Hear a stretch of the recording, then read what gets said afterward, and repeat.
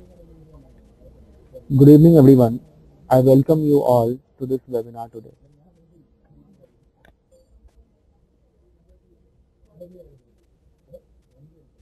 Uh, Today's session is the first in social media series, and the topic for today's webinar is social media metrics: what, when, and how much to measure.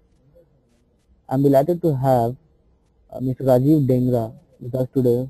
Rajiv is the founder and CEO at White Consult. Rajiv is a thought leader in the social media space. He has worked with 50 plus clients across US, UK, and India. Rajiv is known as a prolific tech blogger. Rajiv is the face of the best digital media technology blog in India called vatblog.com. Gentlemen, this presentation will continue for next 45 minutes and Rajiv will take your questions after the presentation. You can type your questions in the chat pane available in the webinar software. Without further ado, I invite Rajiv for presenting this webinar. Over to you, Rajiv.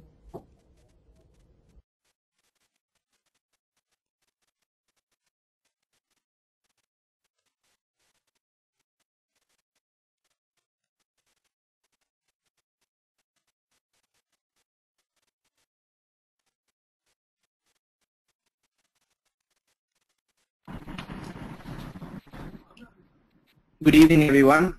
This is Rajiv Dingra. I hope I'm audible clearly. Thank you, everyone, for joining this webinar on social media metrics. I would like to thank Techgig for hosting this and for inviting me to speak on this topic.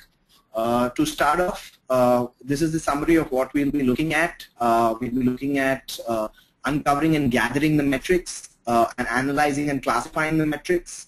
Metrics for social media communication, the tools that we are going to be using or one can use to analyze one's social media metric.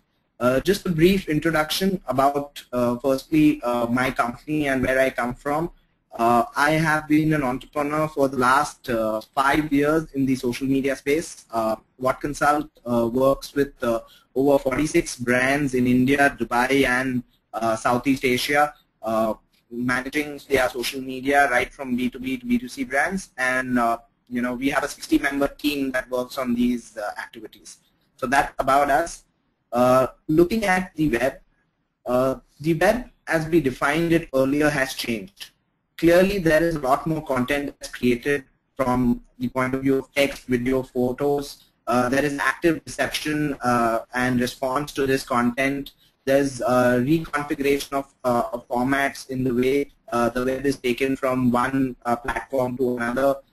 There's a sort of a media convergence where television ads become more popular on social media. Songs are getting very popular on social media before they actually hit the radio stations. So clearly the contemporary web is high on content sharing, high on interaction by users, and high on social aspects. Every website that you see today has a like button, has a share button, has a tweet button, and some platforms even allow you to pay via a tweet and download white papers, case studies, and so on and so forth. The behavior also of the web has changed. As you see, there are 63% users who start creating profiles. There are 57% of users who manage profiles on social networks, 76% upload photos, 33.1% upload videos, 29.1% keep a blog, and 71% read blogs. So clearly the daily life of a user on social media or on internet as such has been tilting towards social media. In India, there is a statistic that those who are online and have email accounts and social media profiles spend more time on social media than they do on email for that matter. So clearly there is a lot of user behavior that's tilting towards social media. As we move ahead, the 5 activities that have grown the most in the last 5 to 6 years have been watching of video clips, listening to radio or audio online, that is live streaming of music, or streaming of music in general, There is obviously the profile creation of on social networks. There is reading of blogs, as well as there is photo sharing, which is a very active activity. Looking at the websites also, which are the top most visited websites by Indian internet users, we see that out of the top 5, 3 are social media websites. Facebook, YouTube, and Blogger figure prominently in the top 5 visited websites by Indian users.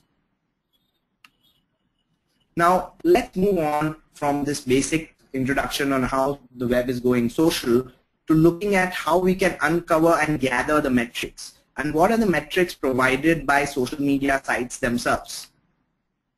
Firstly, a metric is a measuring system that quantifies a trend or a dynamic or a characteristic. In virtually all disciplines, practitioners use metrics to explain a phenomenon. And there is an overdose of metrics, if you ask me, in social media. Every like, every comment, every impression, every click, every interaction is analyzed and at sometimes overanalyzed. So what are the metrics that really do matter? Firstly, we need to answer the question, why do we need to measure?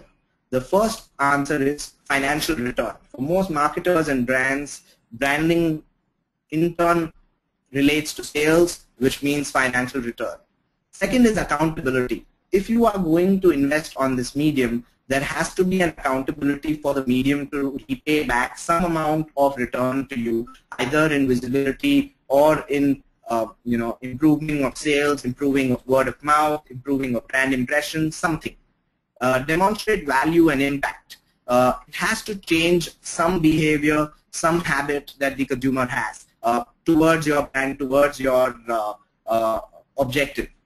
Assessing resource need. Now, whether you need 10 people to manage social media or 4 people, you need to assess that only once you analyze what are the metrics that social media is providing. If social media brings in, let's say, 100 product sale, then maybe 5 people deployed in managing social media makes sense.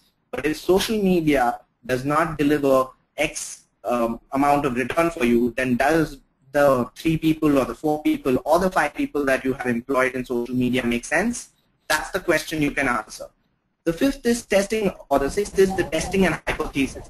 You may assume that the consumer is interested in X, but you can't possibly say that without measuring social media. So your Facebook fan page can tell you that consumers like mango juice more than orange juice. Now the way to do this is by analyzing and keeping a track on the conversations that consumers have on social media about these 2 types of products. And that you can test your hypothesis on social media through that as well. So these are the reasons why one needs to measure social media. The upside of measuring social media is data persistence. You have data every day, every hour, every second. And there is data right from the clicks to the likes to what the consumer commented on your page at what time. You can even track the tweet or the retweets that you're getting. You can track the blog comments. There is persistent data daily, hourly, and in some cases it's within minutes, depending upon the community that you're managing on social media. Data searchability. The beauty about social media metric is that you can go back in time. You can search what was the statistics showing you 1 year back, 1 month back. If you log your social media data and you analyze it over time, you will be able to search and analyze what trends have changed in the way consumers are behaving or interacting with you. The third is public information. Because your competitors are also on this medium and are also managing their own social media presence, you have public insight into their brands. What are they updating? How many comments or likes they are getting per post? How many retweets are they getting? What's the kind of comments they are getting on their blogs? And so on and so forth. So you can clearly calculate your competitor interaction level and understand how well they are doing on social media and build intelligence and insight from that. The 4th is several APIs available. There is Facebook API, Twitter API, Google Maps API, and several other APIs that are available, LinkedIn API, YouTube API as well, that can allow you to extract data and use technology and tools to map comparison charts, to map growth charts for your own brand, to map insight into which consumers are the topmost interacting consumers on your brand page or your Twitter page per se. And these APIs allow you to do that. Also, the another upside of social media metrics is the several levels of measurement. You can measure the views, you can measure the comments, which is the engagement, you can further measure the click-through to the website, you can then measure the conversion on the website and relate it back to your social media presence. And that's where it also gets a little complicated. The downside of social media metrics is the differences between social media sites. So no one out there can actually compare a retweet versus a share on Facebook. How do you compare it? What's the value of a retweet, even if it is retweeted to exactly 300 users on Twitter and the exact share count is also 300 on Facebook? Which one is more valuable? It's difficult to say. Platforms are architectured differently, consumed differently, and hence there are differences between the social media sites themselves when it comes to measuring the metrics. Obviously, this leads to inconsistent terminology and thereby the confusion. In the olden days, people used to get confused between hits and clicks. Now it's the like and tweets and the retweets and the tweet reach, for that matter, as some may say, as far as the metrics are concerned. So these are the challenges when it comes to the ups and downs of social media metrics. But can we have a framework? Can we look at how we can elaborate our social media structure or social media framework in such a way that it helps us understand metrics better? The simple rule is objectives drive what you measure and how much. You need to have objectives at the center of your social media measurement.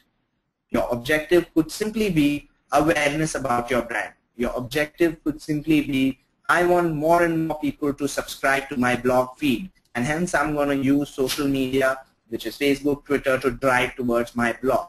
So then your tracking would be how many people are clicking on a link on Facebook and Twitter.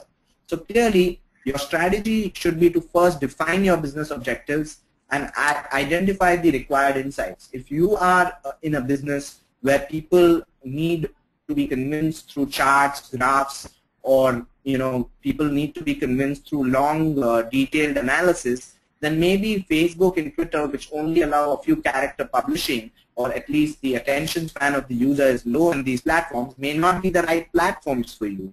You may want to look at creating your own insightful blog with long charts and long information and use Facebook and Twitter as maximization medium. Hence, once you have this strategy in place, you define the success metrics that are there. What is your success metric? Is it the click-through rate from social media to your website? Is it the number of likes that you're getting, because that tells you how many people are becoming aware of your brand? Is it the number of comments per post, which is average increasing, and the sentiment within those comments? What is the success metric that you want to place, which defines the success of your brand on social media based on your objectives? Then you move on to identifying resources within your organization and identifying the required training they need to actually apply these metrics and track social media performance day on day. Once they are in place, you identify the tools based on strategy metrics and the type of organization you are to identify which tool you will use to analyze which medium. For example, you could go with a tool that analyzes all your mediums together, or with specific tools for specific mediums. If your brand is more focused on Facebook, it could use a tool that analyzes Facebook metrics more deeply than the others. And that's how you identify tools as well based on strategy, metrics, and organization, and how well versed your internal team is to handle the same. Moving on, these are the category or the channels of communication on social media. There are the social network sites, there's Facebook, LinkedIn, which are really popular today in India. Orkut obviously has almost lost its significance in the Indian market because Facebook has surpassed Orkut in 2010. There's Ning, which is a plug and play social platform that you can use for your own brand to create your own community. There are social bookmarking sites like StumbleUpon. There are blogs where you can host them on Blogger and WordPress, or you can create your own blog by downloading a WordPress software. There is microblogging through Twitter, Tumblr. There is content sharing through YouTube, Flickr, Picasa, SlideShare, Scribd. There is cultural consumption of music. There are wikis in Wikipedia, and there are geolocalization applications like Google Maps, Foursquare, and Gowalla. Now, coming to analyzing all of these platforms, the major platforms that matter in India, which have a lot of reach and which a lot of brands are using, are Facebook, Twitter, LinkedIn, and obviously there are blogs and YouTube, as well as SlideShare and Scribd. I will take you through the major platforms through the course of this social media metrics presentation. Firstly, we need to start gathering data, quantitative data and qualitative data, and then move on to analysis. The first step is to gathering quantitative data. Social media platforms themselves allow you to track quantitative data. Firstly, Facebook. Facebook has its own page analysis tool once you have a page launched on Facebook as a brand to track your metrics on the page. So you can track your total likes, the friends of the fans that you have who like your page, the people talking about ratio, and the weekly total reach. It also shows you detailed demographics of the people who like your page. And these demographics range from gender as well as the cities that these users belong from and the countries that they belong from. The same can be applied for detailed demographic data for the reach. So if you have a fan page where a lot of people are commenting and replying, the reach of users is higher. And you can check how your reach demographic data differs from the likes demographic data. Just because a user likes your page doesn't mean he consumes that page or the content on that page every day. The people that your content reaches to are actually the people who are consuming or becoming aware about your brand or aware about your page. And the people who are talking about your page, their demographic data matters when you are trying to analyze engagement.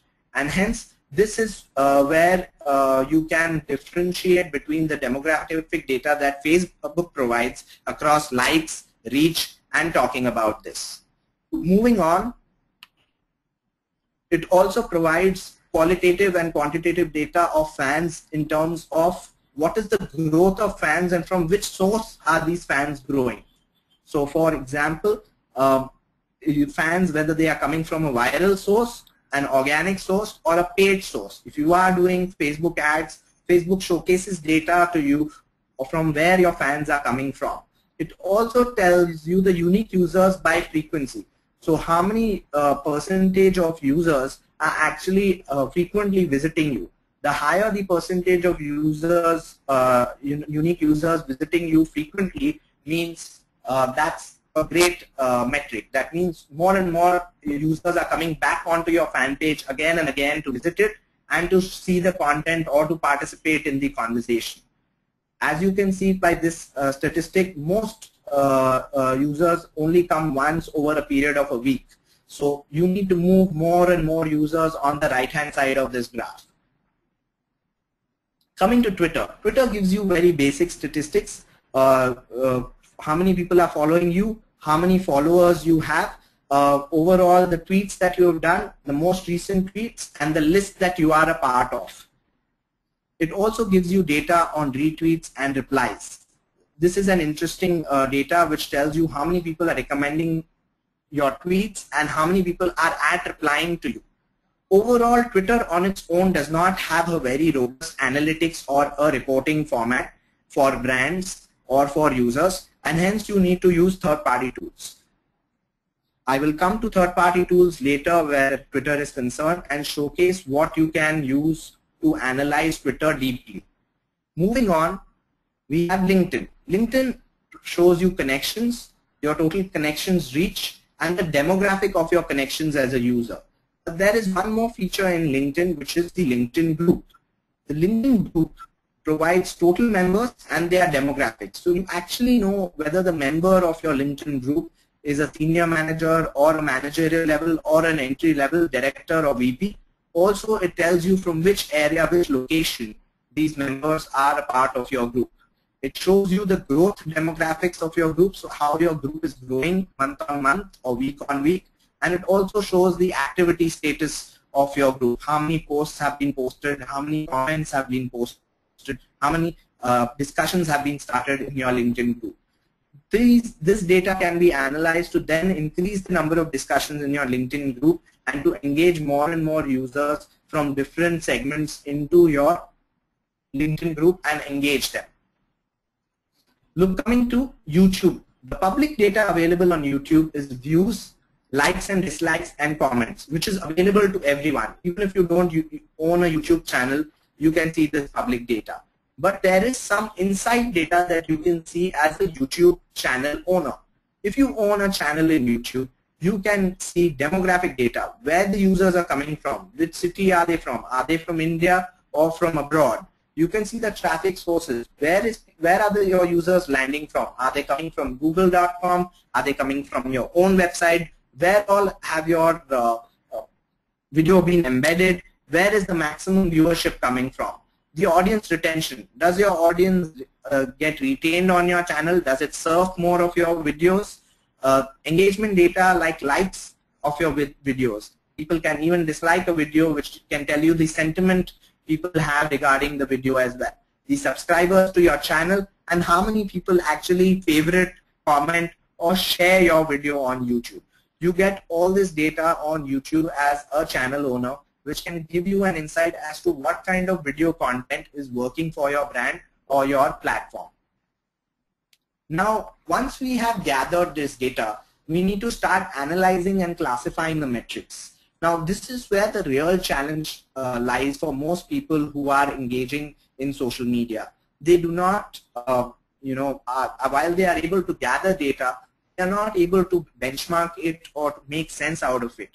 How should I analyze what data matters to me? How should I analyze whether my brand is doing well or not on social media? And that's the biggest challenge when it comes to analyzing and classifying social media metrics. The first step to analyzing and classifying is to answer what are you benchmarking against. So are you benchmarking social media platform against other social media platforms? So let's say, for example, you get 10 comments on blog, but only 5 comments per post on your Facebook page. Then you might want to consider that a blog is a more effective and more engaging medium for your brand versus a Facebook page. Similarly for Twitter and Facebook. What is your strategy on Twitter? What is your strategy on Facebook? And hence, what is the metrics that you are getting of engagement and viewership and click-throughs from these two platforms? You may just realize that on Twitter, while you have a higher engagement ratio, the number of people actually clicking on the links that you put on Twitter is lower than the number of people who actually click it on Facebook.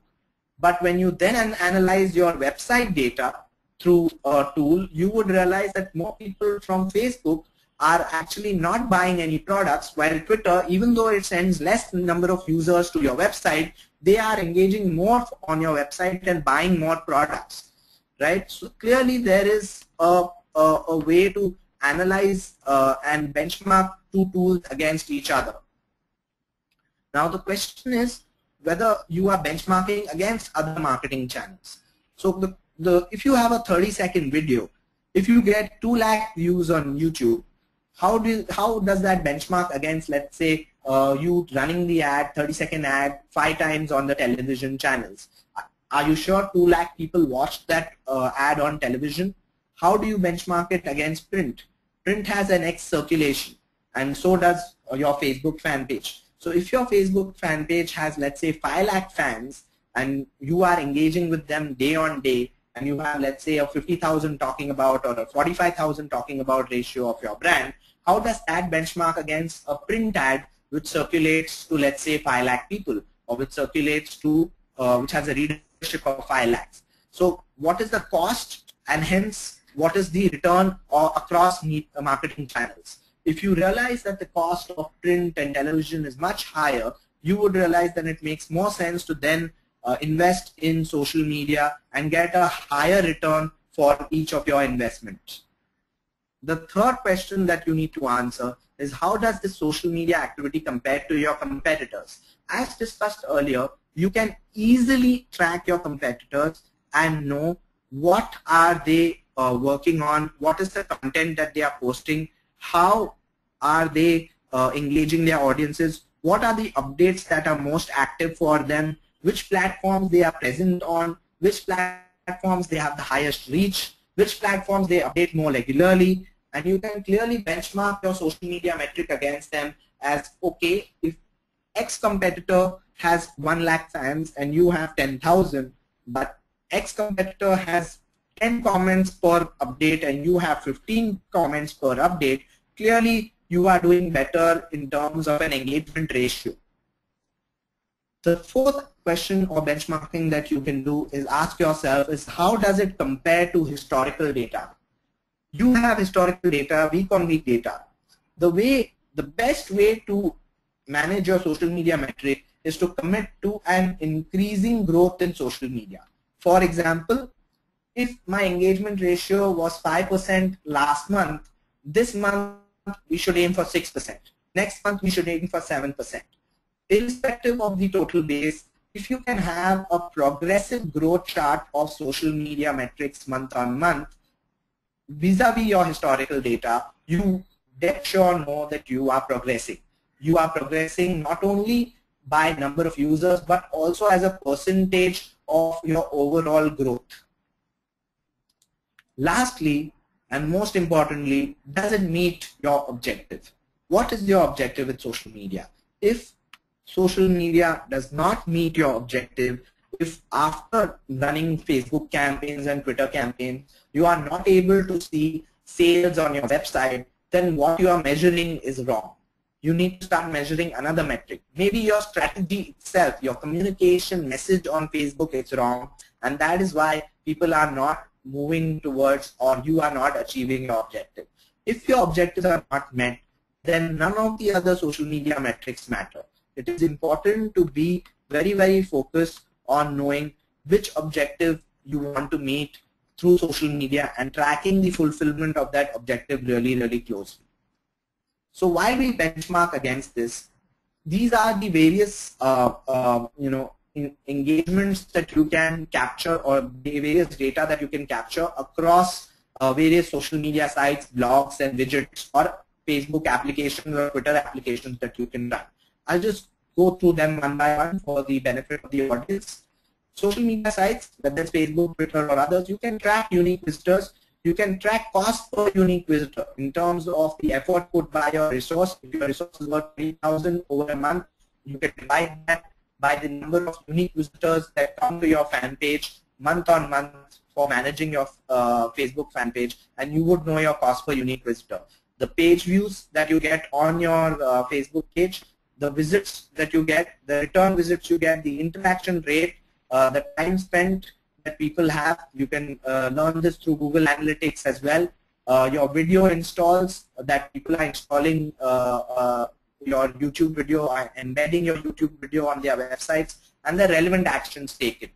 For blogs, the conversation size, how many comments are coming one after the other, the site relevance that is there to your category, the author credibility, how people are perceiving the author, whether they are mentioning the author by first name, the content freshness and relevance, and how it gets linked back by other blogs. The widgets or applications of social media, you can check the installs, the active users, the audience profile, the unique user reach, the growth, the influence with the audience, as well as the active users and the longevity of the app, right? These are the basic statistics that you can see.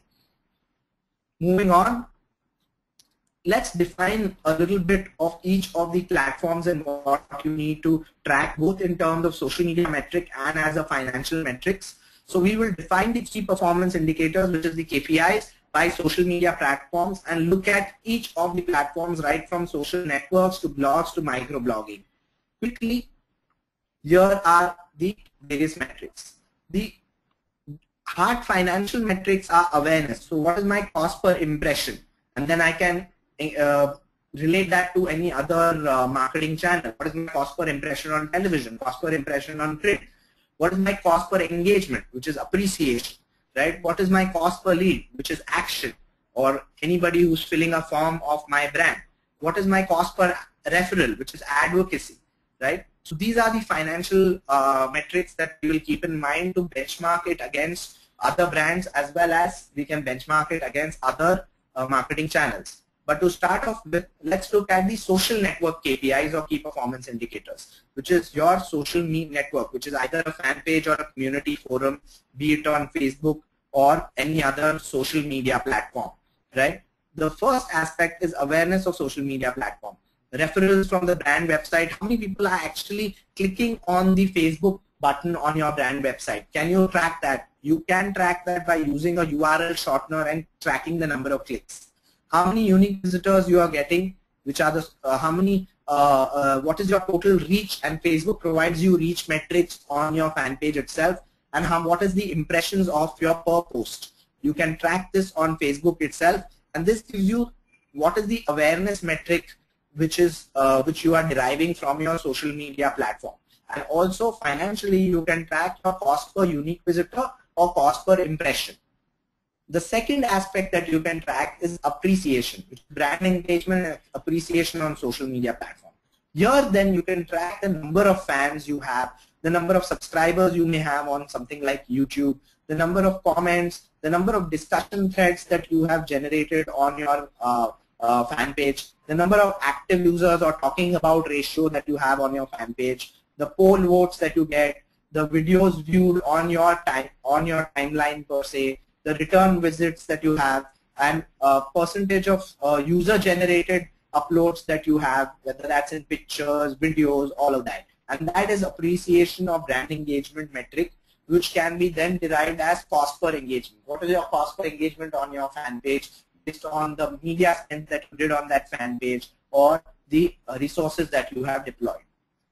Then comes action, which is the response that you solicit, which is basically any call center inquiries or any website referrals from Facebook, any brochure requests, any coupons downloaded, any forms filled per se, any lead forms filled eliciting interest in a product. These then can be derived into a cost per lead metric on the financial side, and you can directly correlate them to incremental sales or cost per incremental sale, frequency of purchase, average purchase value, reduction in call center costs, or the retention rates of existing customers. Finally, advocacy, right? People who are actually putting a status update about your brand on their page, people who are actually sharing your updates, the share function where they are publishing your status update on their timeline, that's a advocacy ratio, and that's a cost per referral where you can track how many people are referring your brand page or recommending your brand page. Clearly, the benchmarks are comparative stats from similar social media platforms or similar historical campaigns, other social media platforms, non-social media platform. You can always benchmark your cost per engagement or cost per lead with direct mail, banner advertising, as well as competitor activity and non-sector best-in-class activity that maybe some other brand has done. This is the social network KPI. Moving on, you can look at the blog KPIs. Here, clearly going by the same awareness, appreciation, action, and advocacy formula, you look at awareness being unique visitor impressions, search rankings, and referrals from brand website.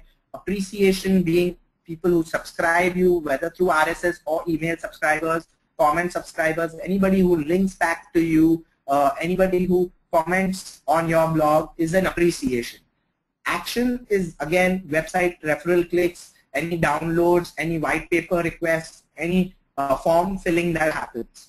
Advocacy is the people who tweet or retweet your blog post or share it on social media sharing sites like Dig or Facebook itself, or the number of inbound links you get where people are recommending your blog post or stating that your blog post was intelligent. Again, through all of these four, you can derive cost per impression, cost per engagement, cost per lead, and cost per referral of social media. The benchmarks too remain the same. Moving on, there are microblogging stats that you can track. Awareness, which is your impression, search rankings, referrals from brand websites, right? Appreciation, which is the number of followers, lists, replies, direct messages, and visit rate, which is percentage of followers who click a link. Now, if you are seeding a link on Twitter, you can use a URL shortener like bit.ly or bitly.com, and you can track how many people actually clicked on that link and thereby were reading your tweet and appreciating your tweet as well. The action again could be any form filled, any lead driven through Twitter and any other microblogging site, and advocacy would be the number of retweets and the influence ranking. So you can obviously track which user on Twitter is highly influential, and there are tools to track that. I will just take you through such tools quickly. Blogger, there are blog posts that are creating awareness, the number of tweets that these blog posts are generating, the number of responses are these blog posts are generating. This is about the blogger outreach analytics. If you are tracking, doing a blogger outreach activity, through the number of blog posts that people have written about that blogger outreach activity, you can track the awareness. The brand engagement is the number of bloggers who attend a blogger outreach event that you are doing. The sentiment analysis of the comments that they have on the blogger outreach event. Finally, the action would be any website referrals, any inquiries about the event, about your product that this blogger outreach leads to, and the advocacy would be retweets and tweets of the blogs that are submitted by these bloggers. App and widget, the app's ranking on the social platform itself. The appreciation would be the number of downloads, installs, the number of active users, the number of page views on the app or video views. Action would be any form filled, any lead given. Advocacy would be sent to a friend. Apps can be suggested to friends. Friends can be invited onto apps. That's advocacy. Number of status updates that one does using an application, as well as the press coverage if there are any of apps that the media does for itself. Sharing, these are sharing through blogs or through social media. You can have impression, number of blog posts, online articles, search ranking, press coverage, number of plays that you have, which is plays of videos or photos through the sharing platforms like YouTube, Flickr, the duration of the play as far as YouTube is concerned, the comments, the subscribers to the YouTube channel. Also from the YouTube channel, if there have been any call center inquiries on the phone number mentioned in the presentation or in the video or in the photographs, the number of tweets and so on. So as you can see, through awareness, appreciation, action and advocacy, you can track any aspect of your social media campaign. The most important being your advertising budgets. Awareness is the click-through rates that you're getting on your ad. Engagement or appreciation is the banner interaction, which might be the click. Action would be website referrals or brochure requests. Advocacy would be the share that they do further on your website. Now let's come to tools, which is the last leg of our session today. I will take you through multiple tools, one that completely engage or completely encapsulate all the social media metrics across all platforms in one single dashboard, or the ones that actually look at specific platforms and engage them. Okay. Firstly, there is a global tool called Fluent by Razorfish, which is a US-based agency which looks at a social media index score, and this is what the information that it provides. It provides you positive and neutral conversation and negative conversation and the around the total conversation of your brand. It gives you positive, neutral, and negative conversation around the total conversation for your industry. And based on the positive conversation, it gives you a percentage of positive score, which is called the SIM score, that you can benchmark for your brand against the total industry conversation that exists. The next is Radian 6, which is an extremely popular tool across the world. Here you can track activity and engagement, revenue and business development, cost savings, awareness and value. Activity and engagement through the list of members, posts and threads, comments or ideas, inbound links, tags and votes, and Radian 6 tracks all the social platforms across every social tool that you can think of, as well as mainline forums and blogs. The revenue and business development can be tracked through speed of sales cycle, number of percentage of repeat business, and customer retention. Radian 6 is bought by Salesforce.com, which is a sales CRM tool, and hence you can connect your social media engagement to sales cycle and sales revenue. You can also use Radian 6 to see issue resolution time if you are doing online reputation management using social media. You can see account turnover, employee turnover, all these training costs. If you are doing social media, the objective for social media is recruitment. These kind of objectives can also be tracked using Radian 6. Awareness and value, brand loyalty, affinity, media placement, share of conversation, sentiment of post. All of these are tools and tabs that you can create on Radian 6. Radian 6 also has several aspects that you can track in terms of exuberance, infatuation. These are detailed out in such manner. Exuberance is the monthly count of testimonials or positive posts that you get. Attention span is the average span of time a post is retweeted and commented on. Resonance is the total volume of in-sync conversation around an idea. Reverberance is the total volume of inbound linking and generations of tweeting over a post. Bucket volume is the compare the monthly count of post types, that is complaints, referrals, and others. Potential is the compare of the monthly count of point of need declarations and estimated revenue close. Infatuation is the score of the relative direction of inbound and outbound links that are happening. Repetition is the average number of times per month an inbound link has come in. So clearly you see there is a plethora of data you can track and analyze using Radian 6, and it can obviously lead back into business objectives.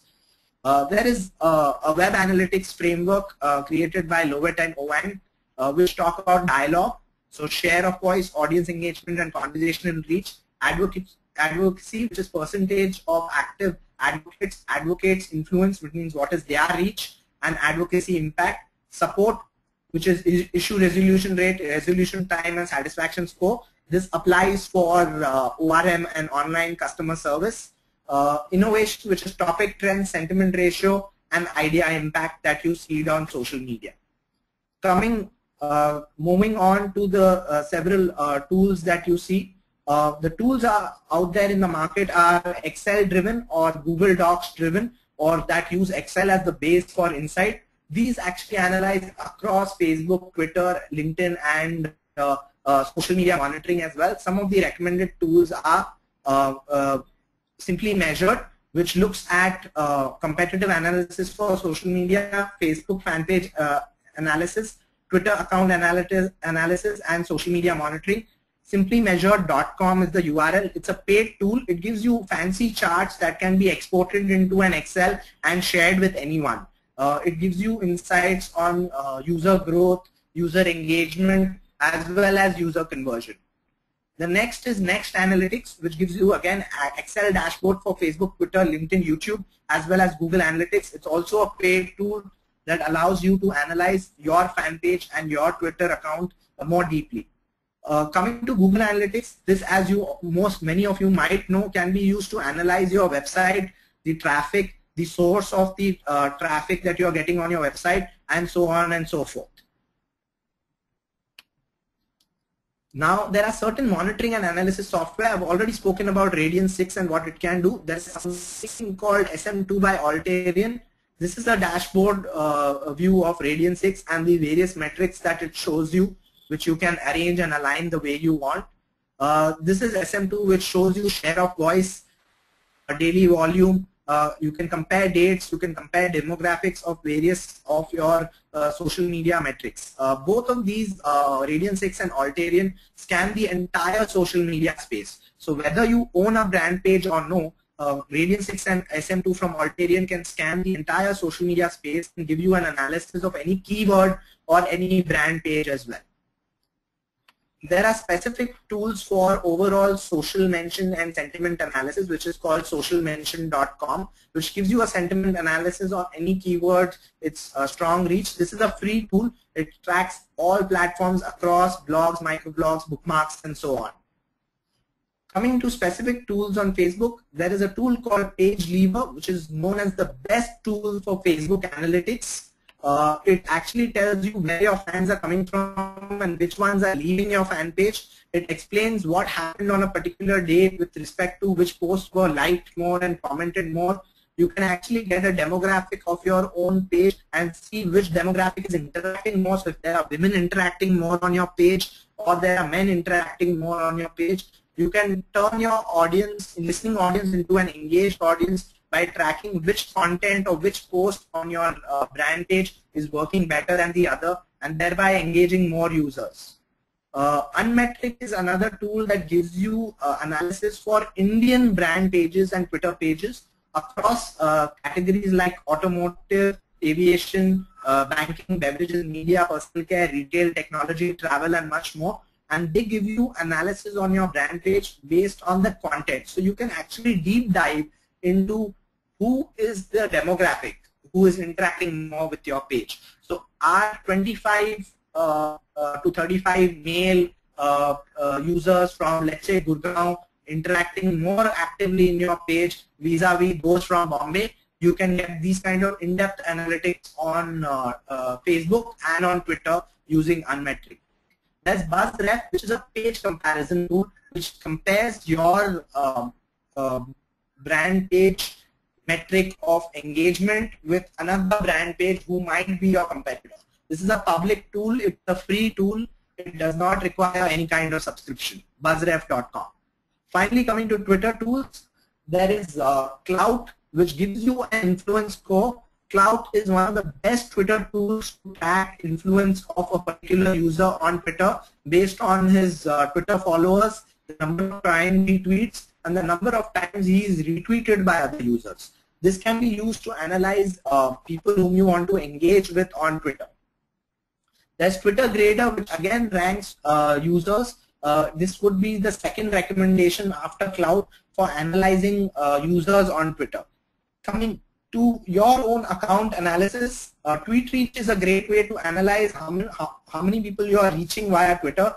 You may have X number of followers, but X number of tweet that you are doing or hashtag that you are promoting on Twitter could get a higher reach. And Tweet Reach allows you to engage on social media and track how many total people have your tweets reached.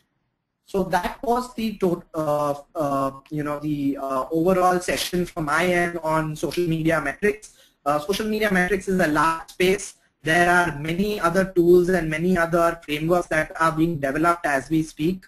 Very difficult to encapsulate everything in one session, which is 45 minutes long. But I hope everybody has enjoyed and taken back something from this social media metrics session.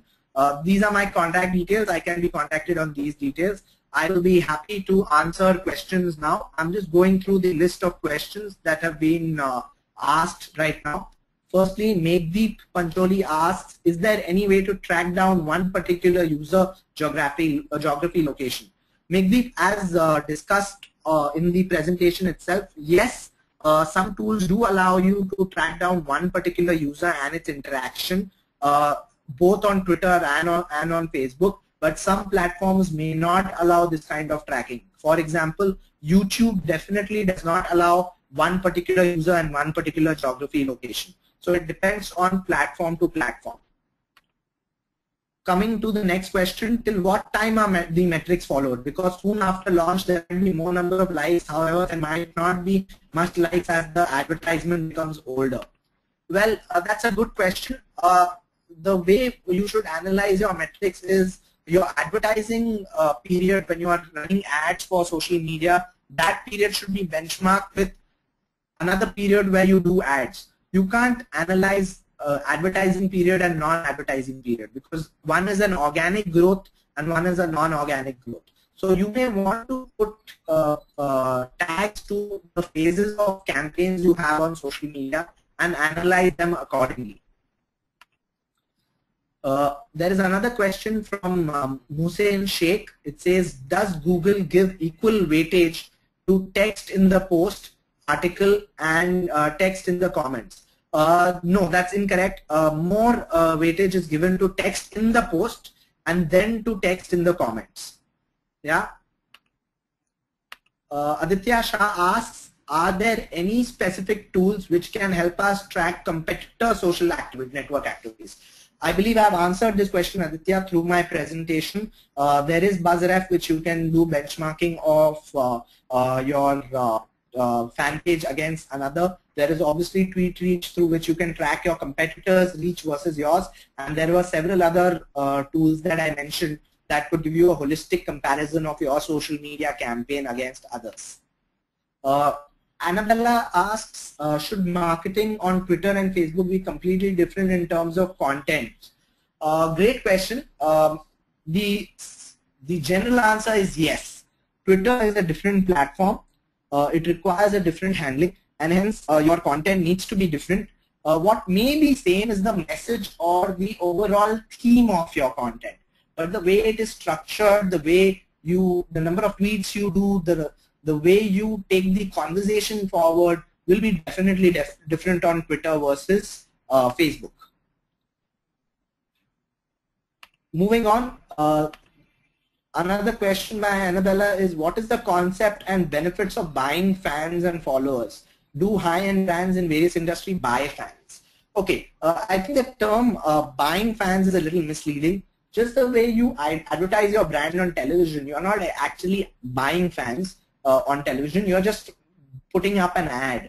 The same way you can put up an ad on Facebook, the user decides whether he A, clicks on the ad, B, then goes on your page and likes the page. Yes, there is a cost for acquisition that you derive from this metric, saying that, okay, X number of users clicked my ad and X number of users liked my page. And hence, you know how many fans you got in how much cost. But you're not technically buying fans. You're just giving more visibility to your fan page, and hence you are getting more fans on your fan page because you are advertising on Facebook, right? So yes, high-end brands do indulge in Facebook advertising and social media advertising to acquire more fans. Okay, here is a question from a B2B brand. The increase in fans is very slow, and so also the engagement is very low. In spite of trying to make them talk, they hardly respond. They simply like the post, yet it is not translating onto the traffic in the website. So B2B brands have a challenge. Sometimes it may make sense not to even consider Facebook as a platform for a B2B brand, because it's a very social platform. Users are engaging in a social context rather than in a professional context. My recommendation would be to analyze your strategy and see whether LinkedIn is a better platform to drive traffic to the website and to engage in rather than Facebook.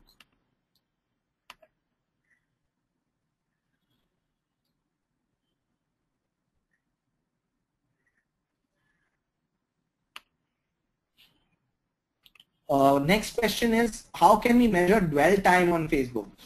Simply, the way you can measure dwell time on Facebook is to look at what is the interaction rate, the likes and comments, and put a number of time to that. So let's say your average comment is about 2 lines or 3 lines. Probably took the user 30 seconds to come onto your page, read through your updates, and reply to that. So if the average user who's commenting is spending 36 seconds to a minute engaging with your page, that's the dwell time that you can measure, seeing the number of interactions multiplied by an average time spent by the user. Additionally, you can also have Google Analytics installed on your Facebook tabs to track how many visitors are spending time on your Facebook page. What KPIs can be used to get social media data through custom programs? Well, you can use Facebook API, Twitter API. Those are the APIs that you will definitely use to get custom data from social media. One more question is, can you refer the best economical third-party tool to analyze a metric for social media startup with only a few clients? I think the best economical third-party tool would be one of the Excel dashboards, Simply Measured and Next Analytics. Those seem work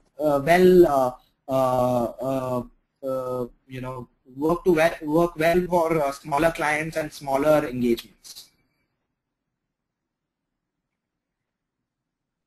How do you measure the success of a client who is not into selling a product or service? They simply want more visibility. This is a question asked by Pramod. Well, Pramod, if you only want visibility, then impressions, number of fans should be sufficient for you. You need to also probably track engagement in terms of comments from these fans to know whether they are actually engaged with your brand page, and that should suffice. Another question by Wasim is, what could be the next generation social media metrics primarily everybody would be focusing on? I think the next generation social media metric is real-time metrics. If you could know who updated his Facebook status right now with the update saying, I am hungry, thinking of eating a burger. If you could track real-time metrics of what people are talking, this is possible on Twitter, not yet on Facebook. If you could track that and then engage them or target them with a particular ad, that would be the next level in my view for social media metrics, real-time metrics. How harmful is auto Twitter follower software? I think that's really harmful. Jagbandhu asked that question. You should avoid such software. There's another question by Savio D'Souza. There are websites that sell fans for X amount of money. So I guess Annabella was referring to buying fans, which I feel is not the right way to promote your page as it's misleading the consumer. I agree. X fans for X amount of money is not the right way, but as I said, if you are if your client wants to give more visibility to his fan page through Facebook advertising, there's nothing wrong in that. That's clearly advertising to get more people to know that you exist on Facebook and that you have a page, and it's up to them whether they want to like your page or not.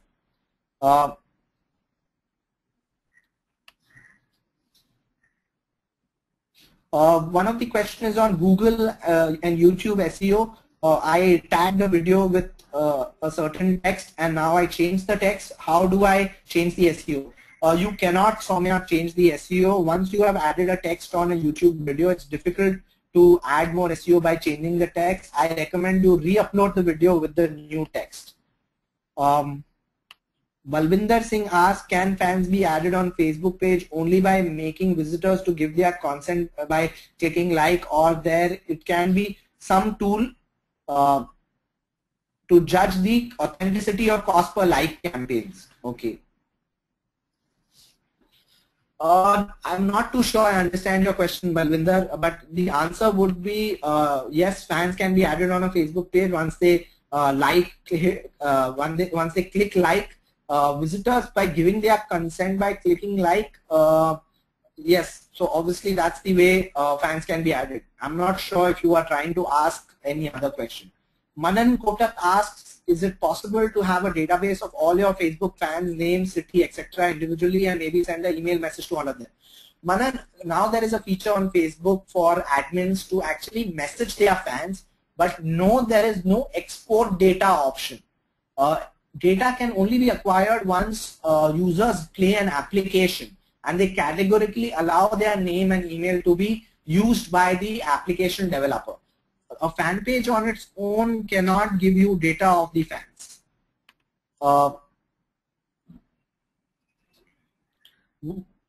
Megdeep asks, what can be the ideal time for generating traffic from any social media platform? I would say you need to invest at least 3 months before you can start seeing some amount of decent traffic, and these 3 months also depends on what you do on the social platform and what kind of monies you are spending in acquiring a reach.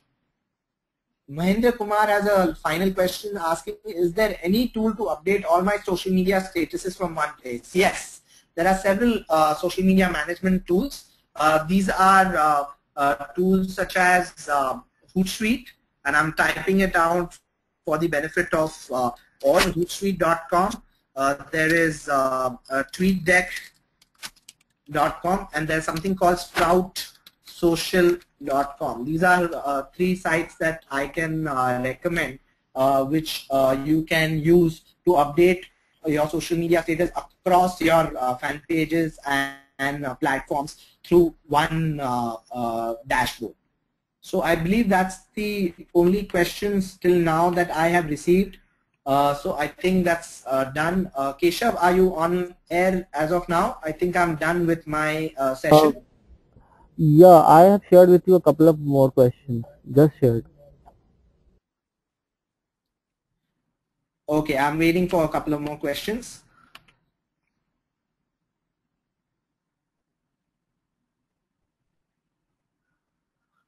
Rocker asks, buying X number of fans may have some value, but there is no value if the people are just liking the brand and not interacting. Definitely. Rocker, that's where social media optimization or agencies like mine come into the picture. Anybody can advertise on Facebook and get lakhs of fans. But if your fans are not engaging with your brand, if they are not commenting on brand related updates, if they are not participating, then there is definitely no value, and I completely agree with you.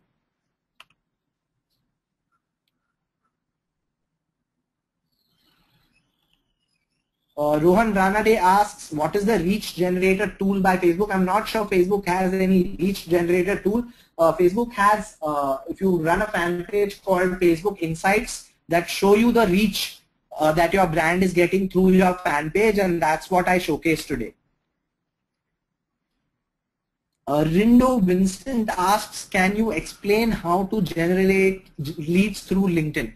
Okay, that's a long answer, but I'll basically say that you participate in relevant groups, build your connections on LinkedIn, and eventually you can contact them for business.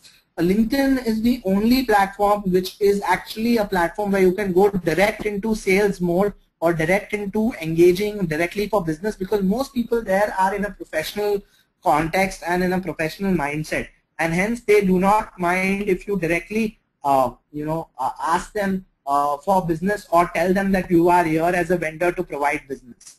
So I would recommend first start engaging, interacting on various groups on LinkedIn, and then start connecting with people and showcasing what services or products you provide. Meghdeep asks, Facebook is going to apply compulsory timeline for all pages, so apps in FB still running or not? Meghdeep, great question. Yes, the Facebook new timeline structure will be applied from 30th of March, which is in less than 10 days. And yes, the apps will be active. There are several blog posts talking about the Facebook timeline. You can just Google Facebook timeline and get an insight into it. Apps will be active. There will be Facebook tabs also that will be active. But yes, the more focus is going to be on the timeline and what gets published on a user's timeline. The good news is that if somebody likes your page, the update that happens saying so and so has liked your page is going to become bigger than it used to be earlier. Rocker asks, how important is to get content from client for social updates? And for example, I have a cosmetic surgeon as a client, but they don't have any content except for some videos and print interview. So what type of content we should create to get in more awareness? See, the best way is, if you don't have much content, get a handycam, sit with the cosmetic surgeon and take his interview, or shoot a video while the surgery is actually happening with some background conversation with him, right, where he can give insight into which surgeries are tougher, which surgeries are easier, which surgeries are recommended in certain cases, etc., etc. That's the easiest way to create content, because that's really from the horse's mouth. The tougher way is to then research several articles on cosmetic surgery, create your own posts as you would using 3 or 4 articles, and send that back to the client and see what his take on the article is, and whether he can put at least a few inputs on the articles that you have shared. And that could be the other way for creating updates and articles. Shantanu Shinde asks, do you think welcome pages will work when the concept of landing page is no more? I believe you are referring to the Facebook timeline, where the landing pages, which is the tabs, are changing. Well, welcome pages will work, because if you are doing Facebook ads and landing people to your fan page, there is still a unique URL when it comes to the tab URL, and you can land new users which are not your fans on a welcome page even now. So the relevance is there, but yes, you are right. It is slightly more difficult than it used to be. Meghdeep asks, what should we do for making some page as welcome page in Facebook once it is applied to timeline? I already replied that, Meghdeep. I hope you heard it. you need to use the unique URL of the tab in your promotion campaigns for people who you are advertising through to Facebook ad. But if you're organically getting new users on your fan page, then there is a challenge. That's the welcome tab URL you use on your website as well, under what you call as under the link that you have on your website where new users can like your page. So that's the simple answer, but yes, the effectiveness of the welcome tab is reduced to some extent. Keshav, I believe all questions have been answered. So I think I am done on this. Or there are any more questions? This one last question I've shared with you. Okay, one last question. I'm just going to wait for that one.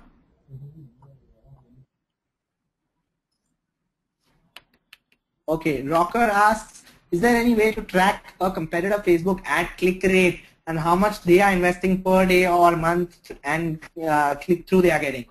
Rocker, no, there is no way.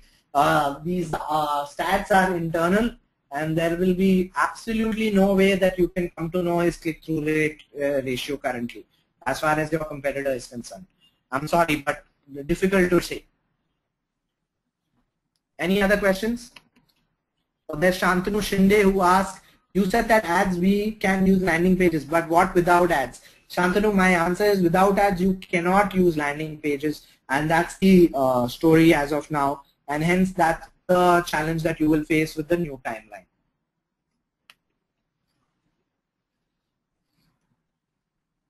Keshav, any other questions?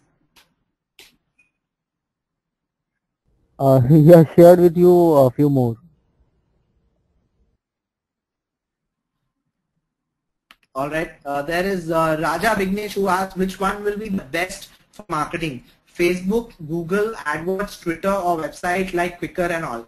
I don't think there is a straight answer to that, Raja. I think it depends on what your brand is, whether it's B2B, B2C, the platforms can be recommended accordingly.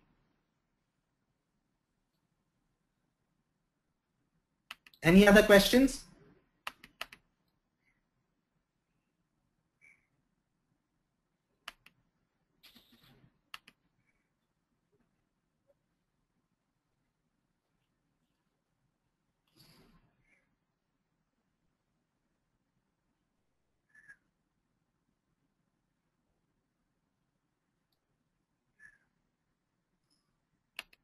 Mahindra Kumar asks, what kind of billing rates can we expect from Indian customers? I'm not sure what your question refers to when you say billing rates we can expect from Indian customers. If you're asking about if you're a social media services provider and what is the average retainer that an Indian client pays, the average retainer could range anything between 50,000 to even 3-4 lakhs. That's usually the range that you're looking at. Manan Kotak asks, was trying to search for the place where we can message all our fans. Can't seem to find. Went on edit page but could not find that option. Once you adopt the new timeline, you can send a message to each one of your fans. Once you go on their profile, you'll be able to message each one of your fans. You can't message all fans together. That's not possible. But you can message individual fans using the tool. Any other questions?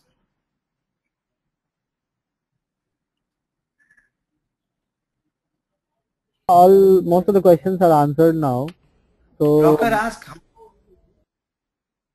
I think there's a last question by Rocker. How you quote a client when they ask you for their social media optimization?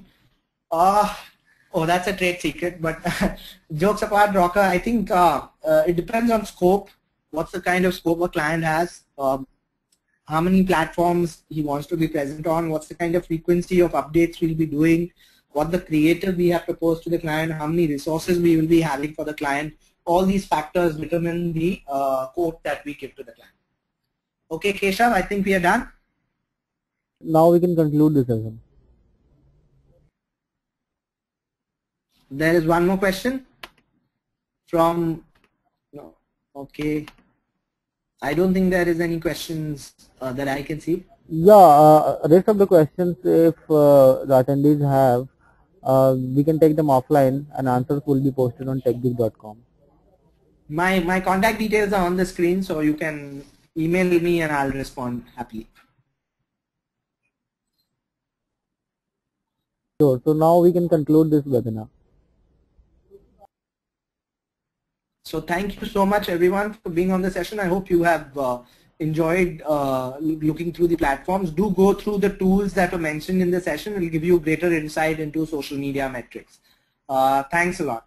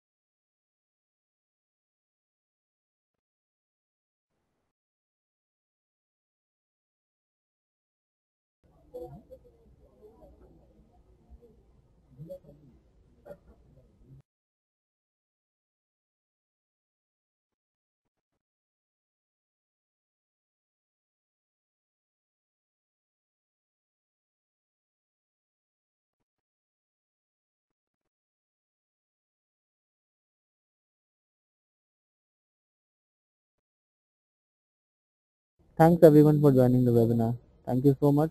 The next series in social media series is happening tomorrow at 5 p.m.